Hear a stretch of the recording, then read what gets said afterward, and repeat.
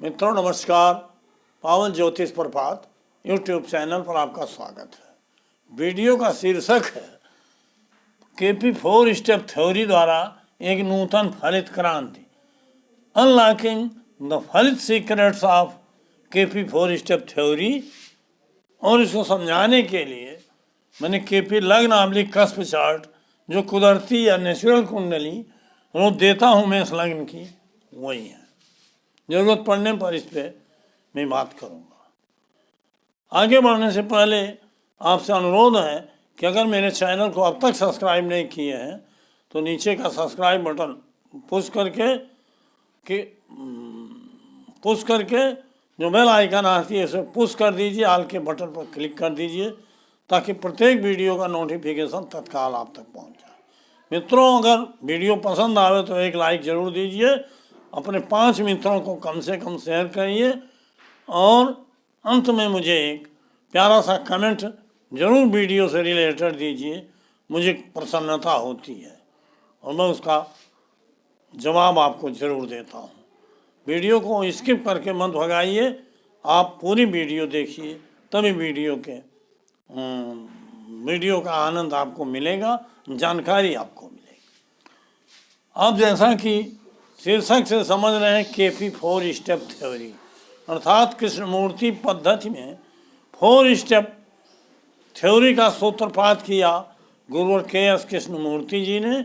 उन्होंने अपने 20-21 साल के अनुभव, अध्ययन और अभ्यास के द्वारा एक नए युग का सूत्रपात किया, एक नए युग का शुरुआत किया फलित के क्षेत्र में।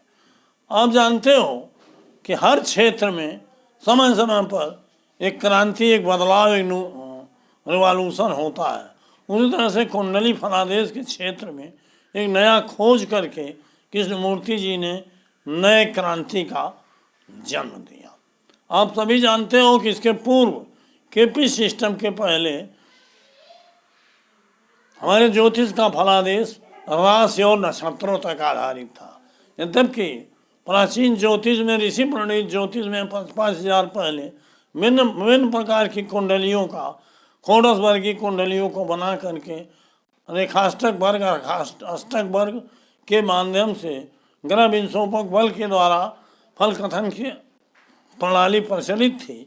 लेकिन उसको धीरे धीरे स्थूल करते करते लोग लग्न कुंडली या राशि तक सीमित हो गए, यहाँ तक कि नक्षत्रों के बारे में भी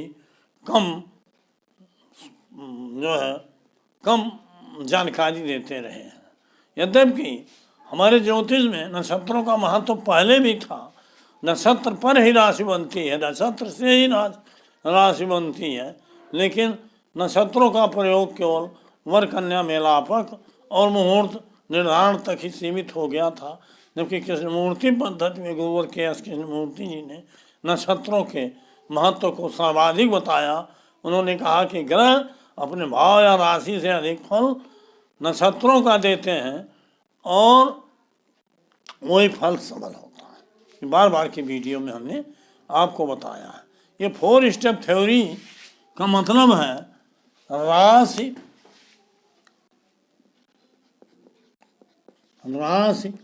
नक्षत्र, उप नक्षत्र और उप नक्षत्र,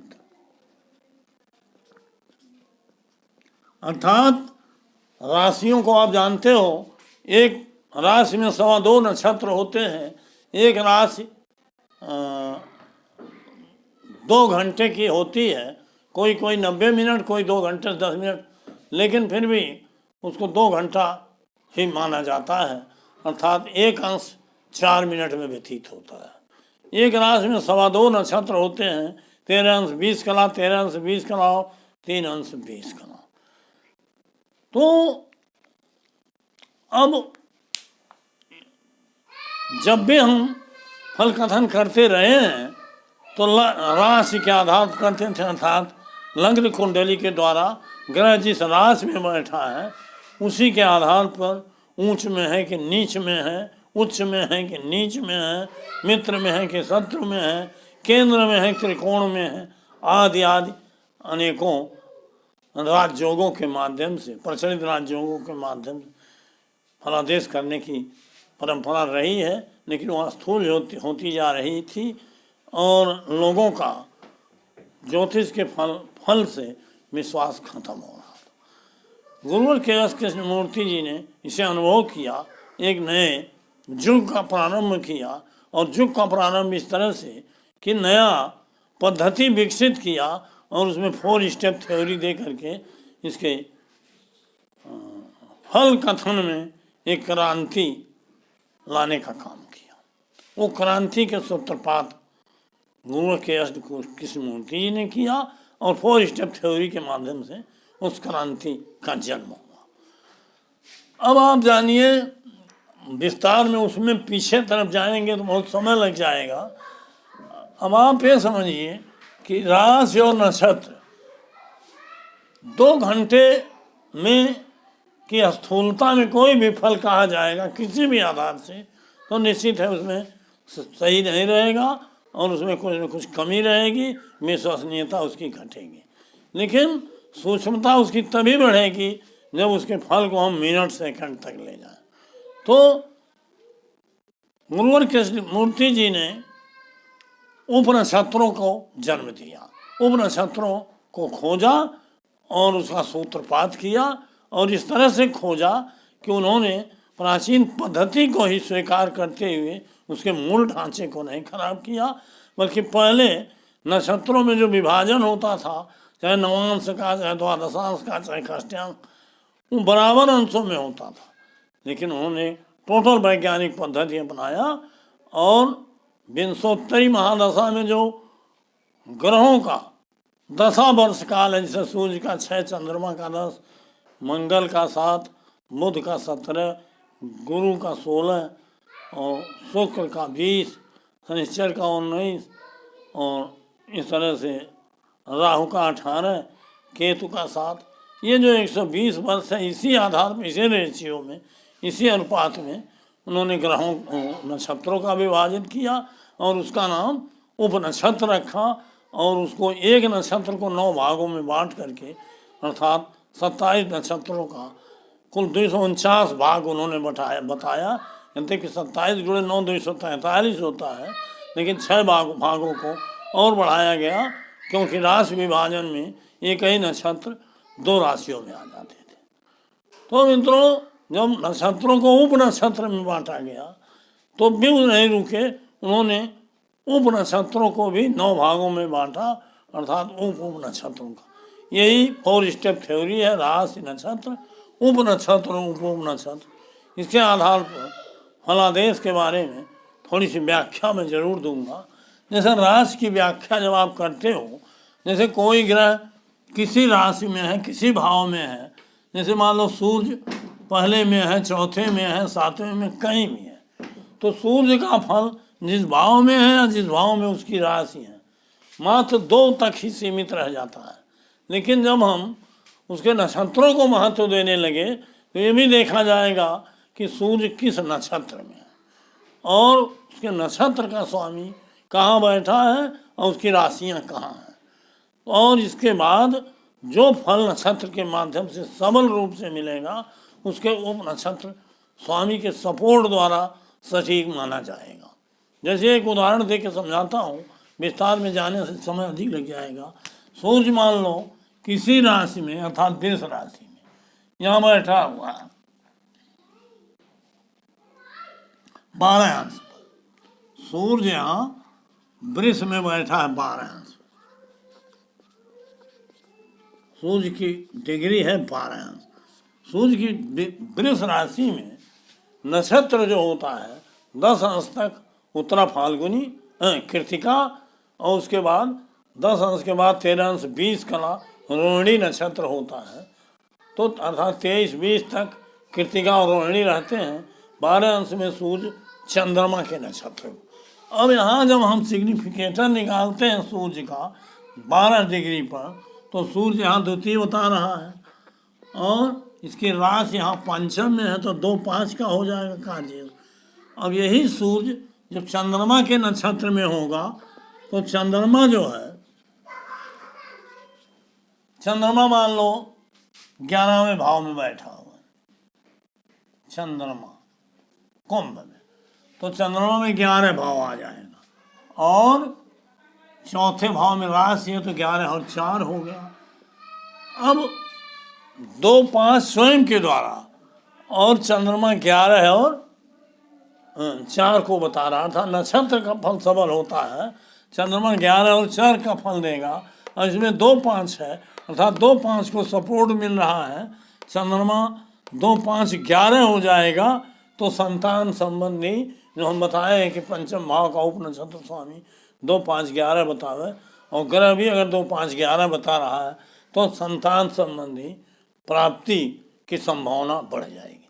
लेकिन इसको भी और सटीक करने के लिए उपनक्षत्र स्वामी, चंद्रमा किसी उपनक्षत्र स्वामी में होगा, मान लीजिए चंद्रमा मंगल के उपनक्षत्र में है, अब मंगल यहाँ 5वें बैठा हुआ है यहाँ, तो मंगल में 5वां भाव आ जाएगा, और मंगल की एक राशि लग्न में एक राशि 5 1 8 हो जाएगा, 5 1 8 हो जाएगा।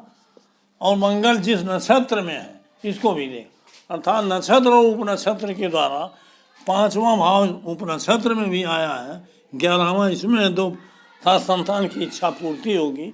इसी सूर्य के कालखंड में एक उदाहरण। तो मित्रों, उपनक्षत्र का कार्य होता है, नक्षत्र का काम आपको समझ में आ गया कि ग्रह का नक्षत्रेश जहाँ भी बैठा होगा, जिस भाव में उसकी राशियाँ होगी उसका फल देगा वो सबल।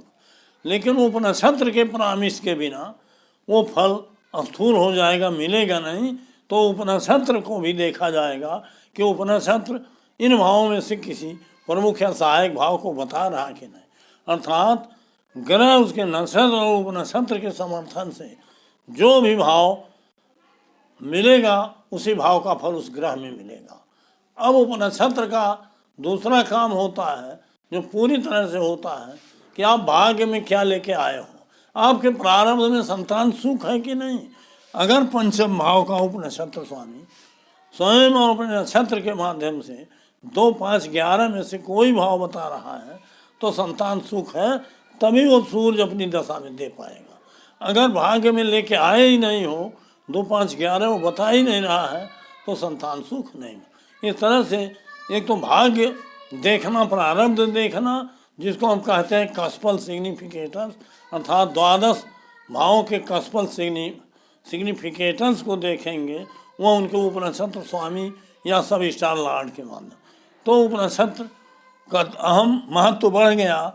एक तो प्रारब्ध देखना, भाग्य देखना, और दूसरा ग्रह में उसका सपोर्ट करना।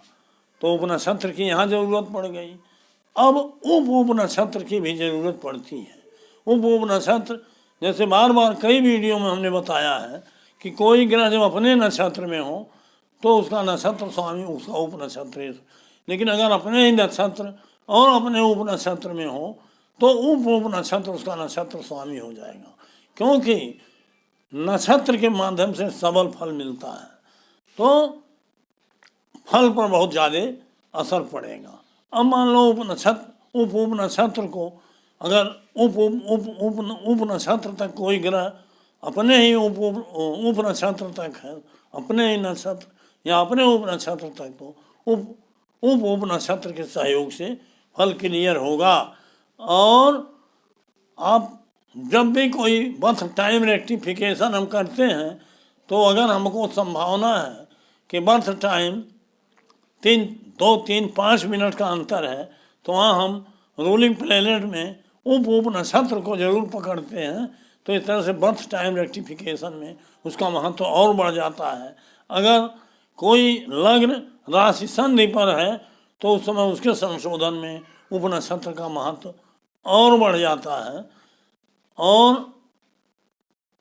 4 स्टेप थ्योरी के माध्यम से किसी भी बर्थ टाइम को उसके जन्म समय के मिनट सेकंड से लेकर 10 मिनट 20 मिनट आधा घंटा 1 घंटा 2 घंटा 1 दिन 2 दिन, मतलब किसी भी समय में जो हमारा बर्थ टाइम सही नहीं है उसको शुद्ध किया जा सकता है, सही किया जा सकता। तीसरा विषय आता है कि उपनक्षत्र स्वामी संबंधों को बताता है। जैसे हम कहते हैं कि ये रत्न पहनिए महादशा स्वामी से रिलेटेड ग्रह हो तब भी, तो महादशा स्वामी का या उससे संबंधित ग्रह का रत्न पहनने की बात जब हम करते हैं तो संबंध में ग्रह किस राशि में है, ग्रह का नक्षत्र क्या है, ग्रह की राशि में, ग्रह के नक्षत्र में, ग्रह के ज्योति में, ग्रह की दृष्टि में, ग्रह के उप नक्षत्र में, वहाँ भी ग्रह के उप नक्षत्र की बात की जाती है कि अगर ग्रह के उप नक्षत्र में भी कोई ग्रह है और उसमें अच्छे भाव हैं तो उसका रत्न। इस तरह से फलित क्षेत्र के विभिन्न पहलुओं पर उप नक्षत्र स्वामी की जरूरत पड़ती है। और मित्रों, नक्षत्र परिवर्तन का तो इस तरह से देख लीजिए आप यही, अगर यही चंद्रमा, यही सूर्य 10-12 डिग्री पर न हो करके इसी सूर्य 24 डिग्री पर हो तो मंगल के नक्षत्र में हो जाएगा। तो मंगल के नक्षत्र में होगा तो मंगल 5-1-8 का प्रतिनिधित्व करेगा। अब 5-1-8 के नाते पहले तो चंद्रमा 11-4 का प्रतिनिधित्व करता था, काजेश था, और जब मंगल 5-1-8 का हो जाएगा तो फल टोटल उलट जाएगा। तो इस तरह से नक्षत्र का महत्व सबसे ज़्यादा है। ग्रह एक राशि के किस अंश पर बैठा के नक्षत्र में है, नक्षत्र का ही फल सबल होता है। ये नाते नक्षत्र के परिवर्तन से फल में भी परिवर्तन हो जाता है। जबकि पहले जो परंपरा थी एक राशि में जहाँ भी ग्रह बैठा है उसके अनुसार फल कहते थे। निश्चित रूप से वो सूक्ष्म नहीं हो सकता, सटीक नहीं हो सकता, विश्वसनीय नहीं हो सकता। और आज जो फल कहा जाता है टोटल सूक्ष्म, सटीक और वैज्ञानिक और विज्ञान सम्मत है, तर्क सम्मत है। तो मित्रों, इस तरह से फलित के क्षेत्र में आमूल परिवर्तन और क्रांति केपी 4 स्टेप थ्योरी के माध्यम से हुआ, जिसके जनक गुरुवर के.एस. कृष्णमूर्ति जी हैं। इस विषय को हम समझते हैं, स्पष्ट रूप से हम समझाने में कामयाब हुए हैं। और बहुत बहुत धन्यवाद। आज का वीडियो बंद करते हैं। बहुत बहुत धन्यवाद, हार्दिक शुभकामनाएं। फिर मिलेंगे 2 दिन बाद एक नई वीडियो।